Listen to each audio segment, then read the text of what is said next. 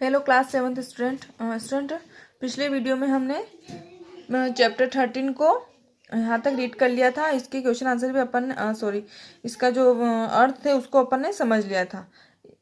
आज हम पढ़ेंगे इससे आगे वाला पार्ट 2। संस्कृते विद्यमानां सुक्तयः अभ्युदयाद प्रेयन्ति यथा सत्यमेव जयते वसुधैव कुटुम्बकं विद्याय अमृतं श्यनुते योगः कर्मसु कौशलम इत्यादय।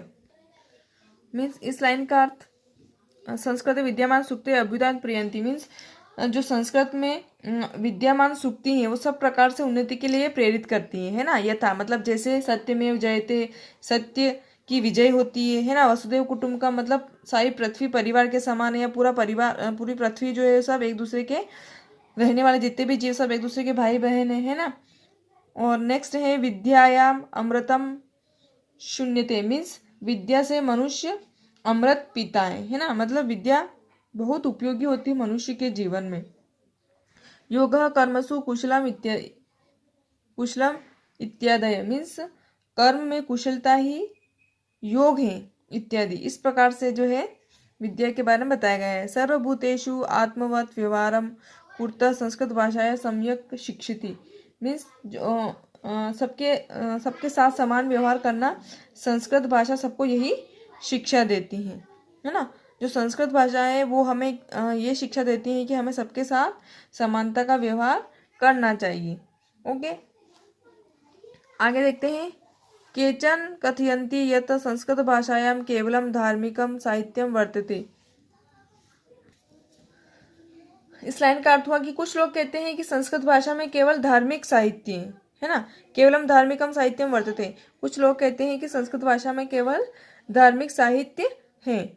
ऐसा धारणा समीचीनाम नास्ति, यह धारणा ठीक नहीं है। कुछ लोग कहते हैं कि संस्कृत भाषा में केवल धार्मिक साहित्य है, परंतु ये धारणा ठीक नहीं है। उनका सोचना ये सही नहीं है। संस्कृत ग्रंथेषु मानव जीवना विविधा विषया संविष्टा सन्ति। संस्कृत के जो ग्रंथ हैं, संस्कृत के ग्रंथों में मनुष्य के जीवन के अनेक प्रकार के विषय से भरे पड़े हैं। मतलब जो संस्कृत है वो मानव जीवन में बहुत प्रकार से समाविष्ट है। महापुरुषाणाम मति उत्तम जनानां धृति सामान्य जनानां जीवन पद्धति च वर्णिता सन्ति। महापुरुषों की मति, महापुरुषों की जो बुद्धि है वो उत्तम लोगों का धैर्य और सामान्य लोगों की जीवन शैली इसमें वर्णित है ना। इसलिए अतः अस्माभिः संस्कृत अश्वमेघ पठनीयं तेन मनुष्यस्य समाजस्य च परिकाष्ठ भवेत् या उक्तचम च। मतलब इसमें जो है सामान्य लोगों की उत्तम लोगों की जो है वो जीवन शैली इसमें संस्कृत भाषा में वर्णित है। इसलिए हमारे द्वारा जो संस्कृत अवश्य पढ़ी जानी चाहिए। इसलिए जो हम संस्कृत पढ़ते हैं तो हमें संस्कृत का हमारे जीवन में बहुत ही ज़्यादा महत्व है और हमें संस्कृत का पठन करना चाहिए। तेन मनुष्य से समाजस्य च परिष्कारः भवेत् त्यज। तो इससे मनुष्य का और समाज का भी सुधार होगा। और कहा भी गया है तेन मनुष्य से, मतलब इससे मनुष्य और समाज का जो परिष्कार जो है वो जितनी भी बुराइयां हैं वो उसमें सुधार होगा। और कहा भी गया है उक्तच मतलब कहा गया है कि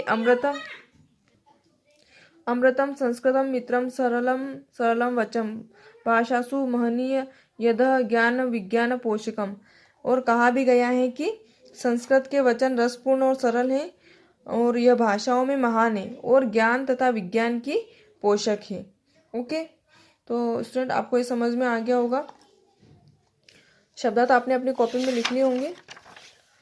अब देखते हैं अभ्यास कार्य है। उच्चारण कुरुतः उपलब्धासु संगणकस्य चिकित्साशास्त्रम वैशिष्ट्यम भूगोलशास्त्रम वाङ्मये विद्यमानम और अर्थशास्त्रम।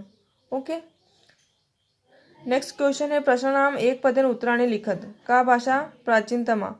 इन सब के मैं अभी आपको PDF सेंड कर रही हूँ, तो इन सब के क्वेश्चन आंसर आपको अपनी कॉपी में लिखना है। ओके।